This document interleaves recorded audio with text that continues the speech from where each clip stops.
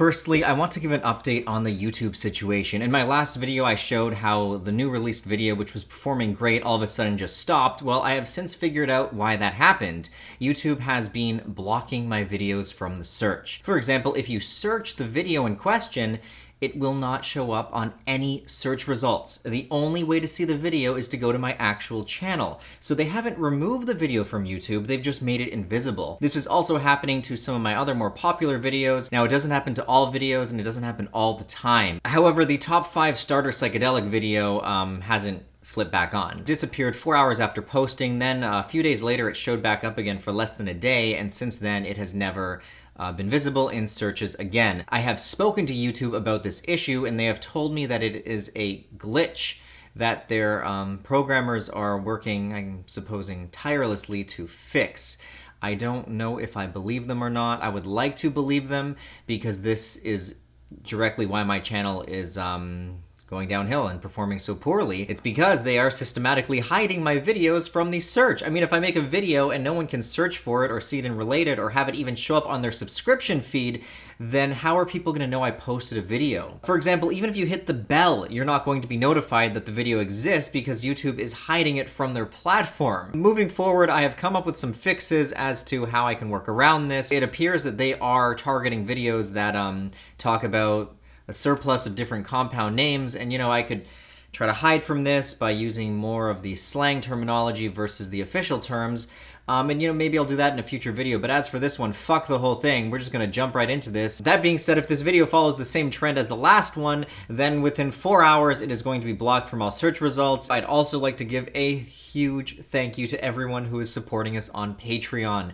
I mentioned that without your support I can't continue doing YouTube because, well, there's the chance that they're going to block every video from being visible here on out, and you guys really did jump on board. Now, if you do support what I'm doing and you haven't already, you can join our Patreon family. One would ask, why do I need so much support? I mean, Patreon right now is at $6,000 a month, which is absolutely insane. And now you have to realize that it's not like I'm taking home that whole $6,000. And also, I want to make this channel big. I want to hire a whole team. Like, they've got BuzzFeed, and then there are other channels like Cut Video, and these channels have whole teams of people. Linus Tech Tips. I want to get to the point where I can do that. We could create so many different video series, and I have so many creative ideas that are just being stunted, not only because of YouTube, but also just because I'm a one-man army over here who's also got 3 kids to take care of and a house, and with all this quarantine shit, it's like my duties are just at a level that I've never had before, and it's making all of this very difficult to manage. That being said, if we had more support, then I could hire an entire team of people behind me and we could make Psyched Substance something really fucking awesome, which I have no doubt it is going to become, regardless of the challenges ahead of us. We are going to get there. Slow and steady wins the race. So you can follow the link somewhere up here or in the comments to join our Patreon family today and help us beat this fucking YouTube shit where they're blocking my videos from even being viewed. Anyway, now that we've got that out of the way, let's jump right into today's blocked video. What I'd like to share with you guys today specifically are all the different drugs that I have been personally addicted to and the worst side effect of that addiction. This is something that I never really wanted to share because it's going to make me look like a gosh darn drug addict. I'm going to be explaining these drugs in chronological order from, the first one I became addicted to the very last one. And yeah, let's get right into this. The very first drug that ever sunk its hooks into me was cigarettes, nicotine, smoking darts, bro. I started smoking at the age of 15, and I continued for a solid, 6 or 7 years after that, only to spend the next pretty much portion of my life going like a year or 2 off, and then I would start smoking it a little bit, then I'd go off, and then when weed became legal, I started mixing tobacco in with my weed, and then I realized, oh my gosh, now I'm smoking again technically, and I questioned whether I actually wanted to smoke the weed or whether it was just because there was some tobacco in it, and I've since quit, and that was over a year ago. So smoking has been a very sinister compound which has crept back up repeatedly all throughout my life. And just to be clear on how much I was smoking, I was averaging half a pack a day. But the worst side effect of smoking is, I think this is obvious, knowing that it's probably gonna fucking kill you. I mean, it definitely feels great, I'm not gonna lie, when you're having that cigarette with your coffee, which is spiking the dopamine release that it naturally causes, and we now know that cigarettes work also as monoamine oxidase inhibitors, which is a class of drugs that's not only mixed with ayahuasca to make DMT orally active, but it's also a not very common but still prescribed form of antidepressant. So you got to keep in mind that it's releasing dopamine, working as a monoamine oxidase inhibitor. So it's got these antidepressant, anxiolytic, and also sometimes productivity boosting euphoric effects, which is why people mix it with coffee, because the coffee also spikes dopamine a very tiny amount, but when you add that with the cigarettes, they potentiate and they synergize off each other, which is why so many people like smoking and coffee. And that definitely was one of my favorite things. Or smoking after workout was great because you've got that natural endorphin release. But a lot of those great feelings, when you contrast them with just knowing that you're going to die from doing it, well, it, in my experience, really nullified it. I rarely enjoyed my cigarettes fully. The only time I really enjoyed smoking was probably when I was drunk, which is probably also why I would go through so many, because being drunk, I stopped caring about the nasty side effects and I just smoked like a gosh darn chimney. Clearly, the worst side effect for most people is when it actually does kill them.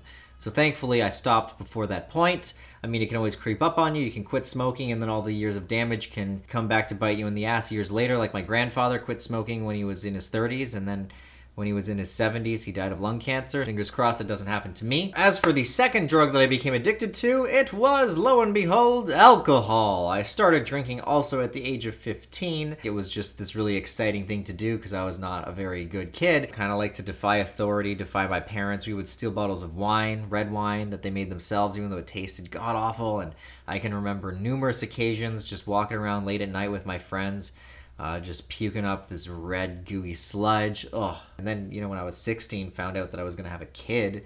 Having a kid at 16 was definitely not part of my plans. Well, I quickly began to depend more and more on alcohol to help just lull my pain. I definitely loved how it took away all of my cares. Frequently would get blackout drunk. When you're already arrogant as hell as I was, well, there's not going to be very many good qualities, if at all, that are going to come out when you're getting that drunk with your friends.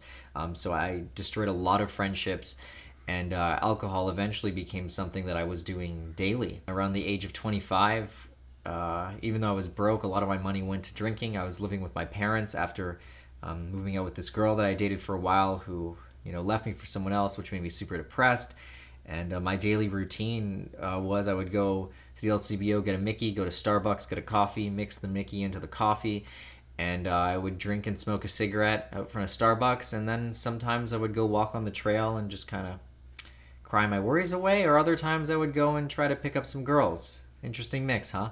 It wasn't until a very intense LSA, Hawaiian Baby Wood Road seed trip, which lured me back to the light side, away from the dark side, and I was able to quit. The biggest negative effect of alcohol for me, besides the hangovers, which were god-awful, the worst side effect really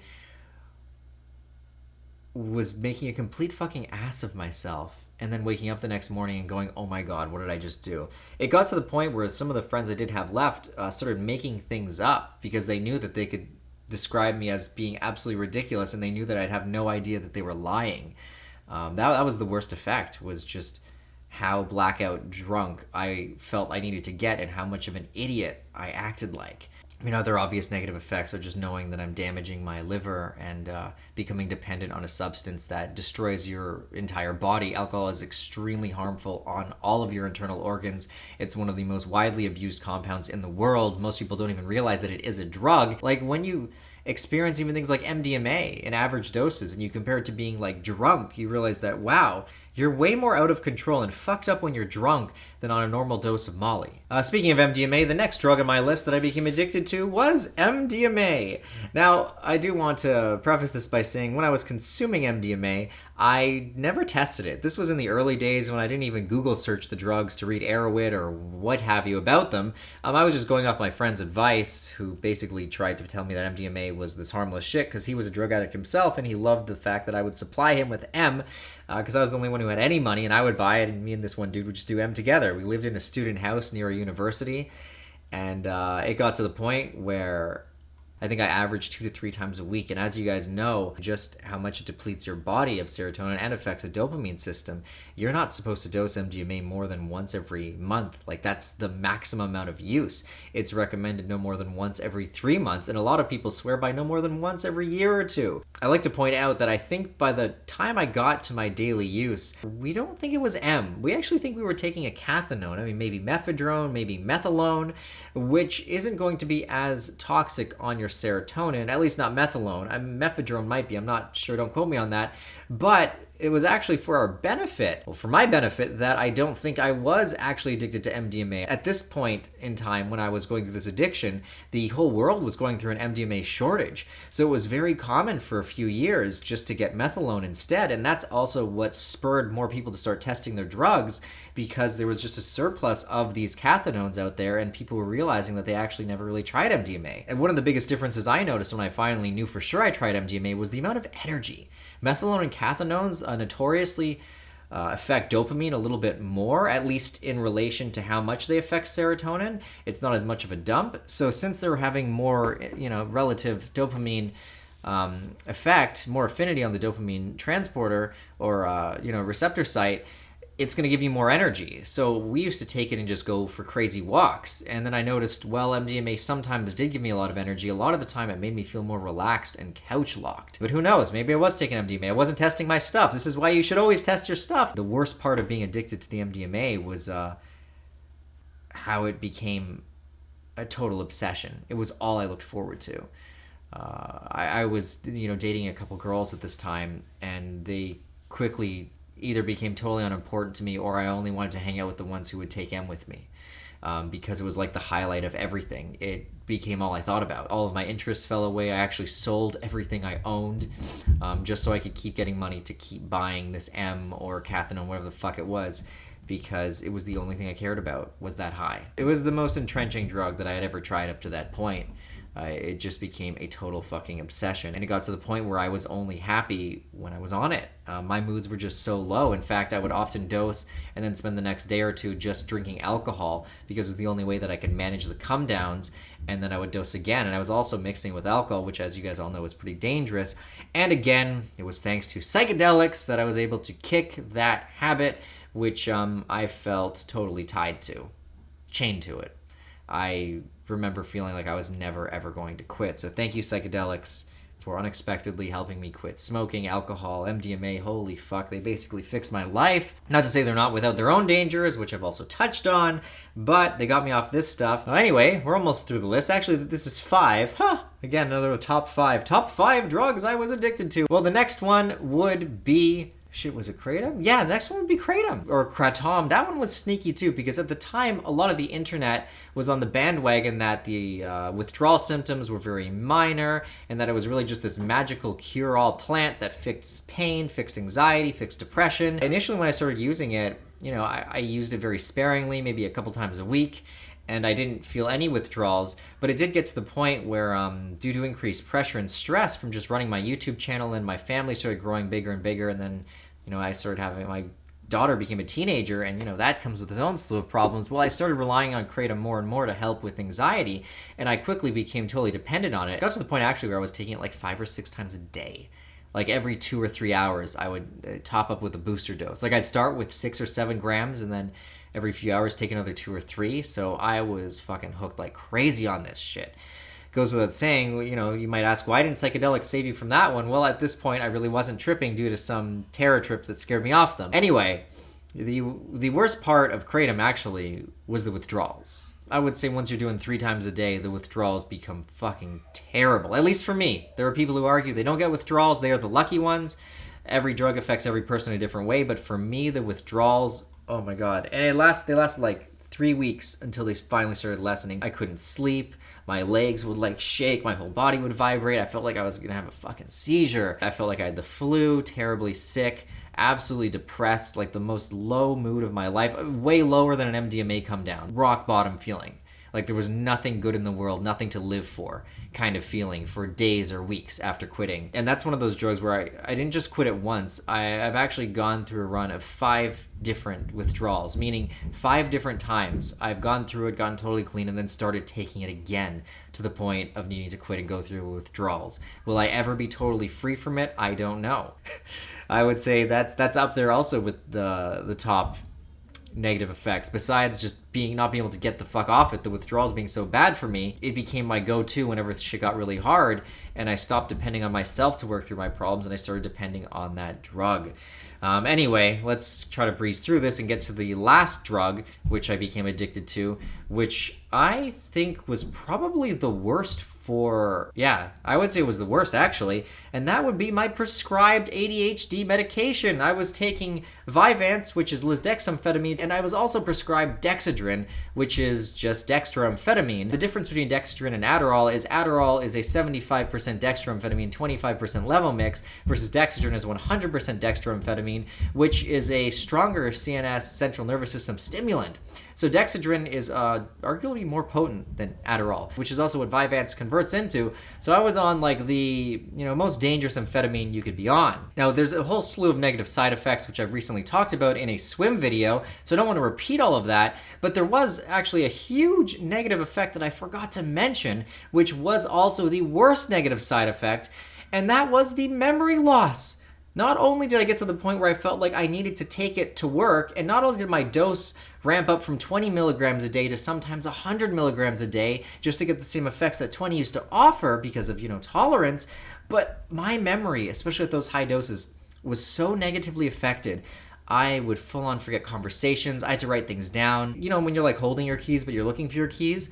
Imagine feeling like that all the time. I actually got scared. That's one of the largest reasons why I quit, because I felt like I was going to get early dementia or Alzheimer's, or I was just going to have an impaired memory function for the rest of my life. I was basically like a 60 or 70-year-old when it came to memory function. Yeah, the worst side effect was the memory loss. It was fucked up, man. I never want to feel like that again. Now, again, there were way more negative side effects of taking it, like not just feeling like I needed it to work, but decreased appetite, gastrointestinal problems. There's a lot of nasty shit. Oddly, one of the... Being super nasty to everybody. Sorry, did that help? I forgot that one. Come here. You can mention. So I've gone through the 5 drugs that I've been addicted to in my life. Okay? The top 5. Only 5? You're not in the screen. There's the screen. There have been 5 drugs. Hold on. Check this out. We got matching glasses because this is... When you talk, though, don't look in that because it's like you're checking your... Look up here. I like checking myself out. Apparently.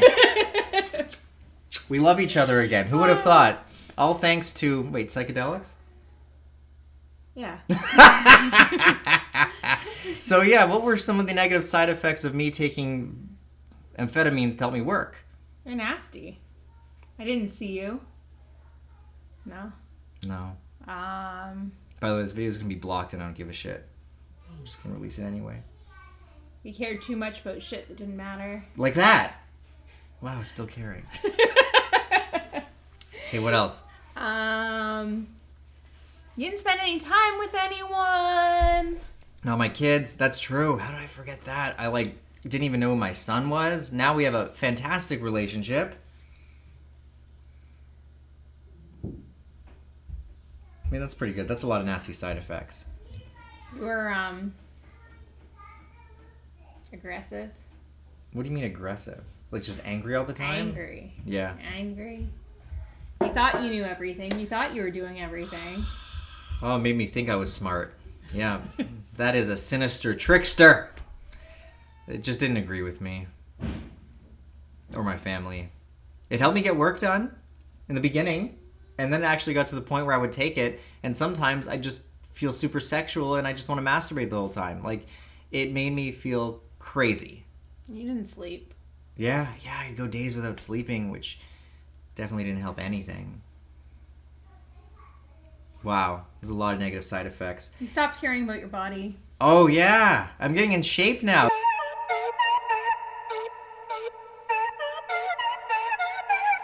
You'd think that an appetite suppressant would keep you thin and fit, but I actually got fat on it. Any more? Your skin was awful. Oh, yeah. Yeah, my skin was awful. Nobody liked you. No, nobody liked me. So would you say that was like the worst drug I've ever been addicted to? Well, probably, because there was absolutely no connection with it. It was totally isolating. Like, yeah, we lost our connection. Because I just wanted to be alone all the time when I was on it. Like, I needed to. I would take it, and I would feel like if I wasn't by myself doing work, that I was, a major sin was you being... were addicted to methadone or methadone or... what? Methadone or MDMA. Who knows what it was. You just lied and disappeared. Yeah, I would lie and go for walks. And you never really knew me when I was really addicted to alcohol. No. No. Tobacco, you just smelled really bad. Yeah. What about Kratom? You don't even notice that one. I'm still angry. Not as angry. That's right. I forgot. The Kratom, as it would wear off, you feel like someone's, like your whole body is tense. At least for me, I would feel really, for a solid 2 to 3 hours, sometimes longer, as it would wear off, I would get angry. And if I was taking it multiple times a day, it would be wearing off multiple times. And I go through multiple periods of just, ugh. Yep. 100%. I mean, it's funny because there's a correlation with the MDMA and the Kratom that you'd have that like shame thing of hiding it away. Yeah, that's true. I would always hide the Kratom. I never wanted her to know how much, or even if I was taking it, sometimes I'd get addicted to it and I wouldn't talk about it. It would be a hidden thing. Versus the other things I never hid. Shame was attached to them. I'm in the middle of doing laundry. Can I hop off? What's the hops? Like a bunny. Because it's Easter. Hopping. That makes me think of scamming marketers. They're always like, yeah, hey Adam, hop on a call. And all I think is, hop on a dick. Do you want to hop on a dick? No. Ari is dead set on just eating candy and chocolate and cupcakes today. I told him yesterday that on his birthday he's allowed to eat chocolate all day. He told me I said that, and he said no, I don't. I said you can eat so much chocolate tomorrow. You just eat all your chocolate. He's looking at me and saying, but you said I could, No, Mommy. All right, let me finish this. This is a long-ass video. Thank you for your input. It's greatly appreciated. I love you. I like being able to share all the negative stuff about you. You do? Yeah. That's mean. Anyway, there you have it. This video has gone on long enough. If you do enjoy these videos, again, make sure you check out our Patreon. Need your support more than ever because YouTube appears to be blocking my content. There's a really good chance that this video will be blocked, and there's a good chance that a lot of you guys aren't going to see it. So I guess what I could also do is after this video is released, I can release another non-drug related video that literally just says, hey guys, in case you missed it, I have this video that's kind of ghosted and you can follow the link to watch it. I might do that. That's a possible, solution. Other solutions is, start doing my website more, which I'm also going to do. I have a lot of stuff in the works. It's kind of overwhelming, but definitely need your support on Patreon so I can turn this into something huge. Hire a whole team of motherfuckers behind me to make these videos something that they've never been. I don't want to make that promise because it all depends on how much support we get, but that's my current dream. I want to turn this into something big. Huge thank you to everyone who's pledging on Patreon right now. Love all you guys. If you want to see your name in this list popping up here, you can join Patreon and become a top supporter. Anyway, we're going to make it through this YouTube shit. I have faith. And, even if we're not on YouTube, I will still keep making videos. As long as I've got your support, which you guys have showed me that I have, which I'm so grateful for, then I know that I can keep doing this, even sans YouTube. Anyway, hope you guys all enjoyed this video. Leave a like, leave a comment. I'd like to say that liking and commenting will help the algorithm, promote it more, but if they're hiding the video, then there's absolutely nothing that'll fucking help it. Take care, guys.